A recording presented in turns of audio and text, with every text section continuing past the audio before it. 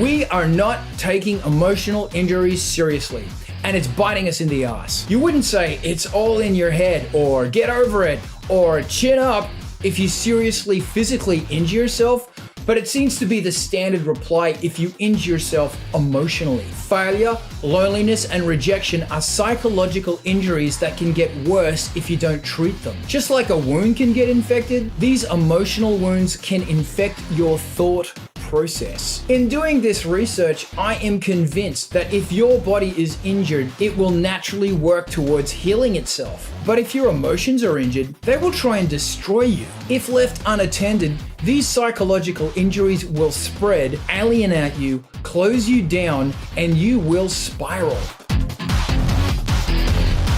Rumination is when you replay something that emotionally hurt you. When you do this, you put yourself in danger of developing clinical depression, alcoholism, and eating disorders. Studies show that a 2-minute distraction is enough to break this cycle of ruminating. Play with your pet, go to the gym, get out of the house, clean the house, do something different.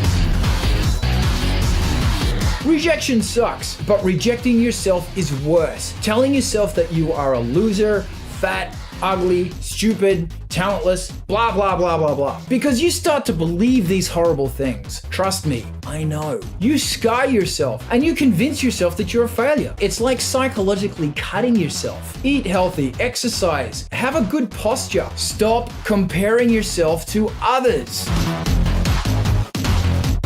Living with failure is like having a live-in relationship with the worst psychologically abusive person ever, but they are constantly in your head, going at it. It tricks you into giving up. Your mind will try and convince you that you are incapable of achieving anything. It will make you feel helpless. It will make you feel like giving up too easily or not even trying at all. And then it convinces you even more that you can't succeed. Perhaps this is why you function below your potential. Failure tells you that you can't succeed, and you start believing it. It infects you. Once you're convinced, it's difficult to change your mind. Maybe your problem isn't lack of motivation. Maybe you have convinced yourself that you're a failure. Healing failure is easy. Socialize, exercise. Do not listen to the negative voices. Sometimes failure is a choice because you choose to give up too early. Don't let anything internal or external attack your self-esteem. If people echo the negative voices in your head or say negative things at you, let them know that their words are not welcome, even if they're just kidding. If they persist,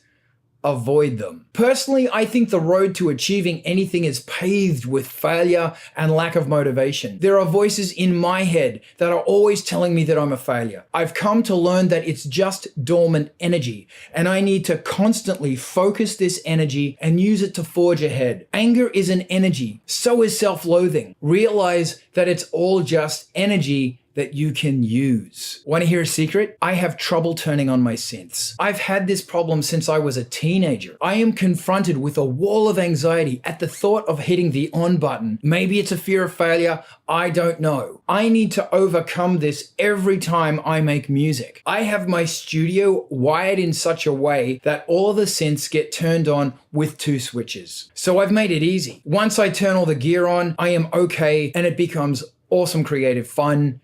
Usually. Failure can inspire motivation. Sometimes failure is just outside your limit of what you want to do. If you hover at this edge of your limit, you will grow. Failure is not a reflection of your self-worth. It's a part of the road that you take to self-improvement. Each failure is another rung higher on the ladder of rock. But the big one is loneliness.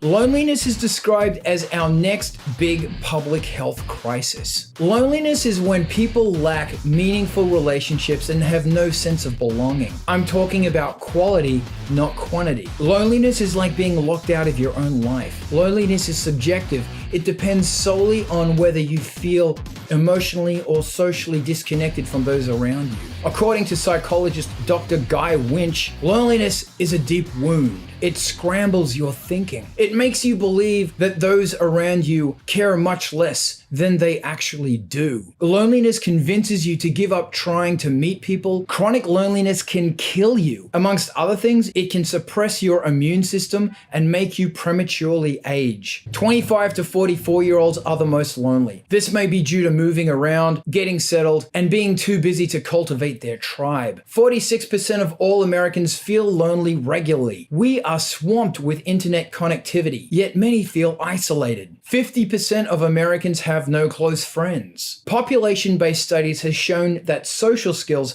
make no difference for adults when it comes to making social connections. Money, fame, social skills, beauty will not protect you from loneliness. It's part of your biological programming. Just like hunger, loneliness is a bodily function. Hunger is a warning sign that you need food. Loneliness is a warning sign that you need social interaction. Both register as a similar dull pain, but becomes more sharp when the need becomes urgent. Being social is a part of our primitive biology. It's been there since we were hunting dinosaurs, as we needed our tribe in order to survive. And without your tribe, you die. Loneliness kept the tribe together and alive. The Renaissance and the Industrial Revolution dissolved communities and forced us into the big cities for survival. In our digital world, we meet fewer people in person. In 1985, the average person in the US had 3 close friends, and awesome hair, and a really good taste in music. In 2011, they had 2 close friends. Now, most people are lucky if they have 1 close friend. We are too busy with work and watching dumb shit on the internet, so we sacrificed our friends. No, I can't hang out because I am too absorbed with wasting my time with stupid shit on Netflix. Our primitive minds were programmed to be with each other. Now, in this digital age of LOL, hugs, and poke, it just doesn't cut it. Suffering from chronic loneliness is extremely unhealthy because that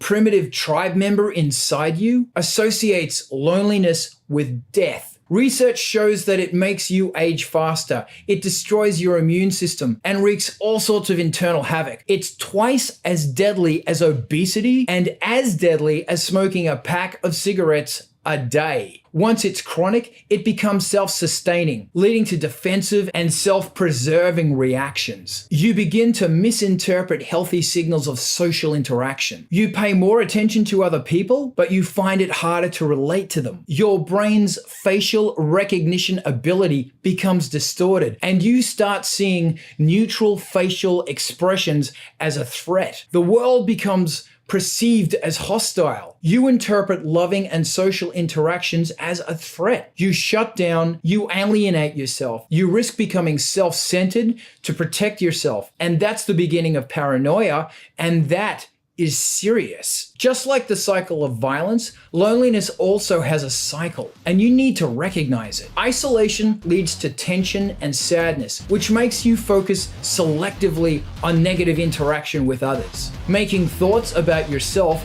and others more negative, which changes your fundamental human behavior, making you avoid social interaction, which feeds the cycle. And then you repeat, and then you spiral. This can easily lead to depression and an inability to make connections, even when you crave them. It's okay to feel lonely. Just like hunger, it's normal. Everyone feels it at some point. Just get rid of the cause. Be honest with yourself. Do you try and predict how a social interaction is going to go? Do you assume it will suck? Do you assume people don't like having you around? Do you assume people don't understand you or get you? Are you pushing people away, assuming they will hurt you? Did you notice how many times I said assume just then? If the answer is yes, you may be suffering chronic loneliness, and you might want to consider therapy. I'm serious, as self-help can only do so much. Popularity, the need for attention and approval, doesn't cure loneliness. Loneliness is easily distracted, and the cure to loneliness is actually awesome fun. Join a meetup, go to karaoke, use social media to make a connection, and then see someone in person or Skype them. Talk to another face, because there's a good chance that that person is lonely too. Help each other heal. So here's a crazy thought. You have a lot in common with someone else who is on this Patreon. Thank you, by the way, for supporting my Patreon. You have an interest in art and expressing the darker side of life. you are struggling. I've shared a lot of emails with everyone on this Patreon, and let me tell you, we've got a lot in common. So here's a suggestion. We're going to use the comments in this video to introduce yourself to everyone. And this is a tiny corner of our wonderfully huge alternative tribe. Use this as an opportunity to start getting to know each other, because you never know, you might make a friend and you might be able to help someone and yourself get out of loneliness. You rock, you keep me going. Thank you. I want this to help. Let's help each other. Let's do this. Roth.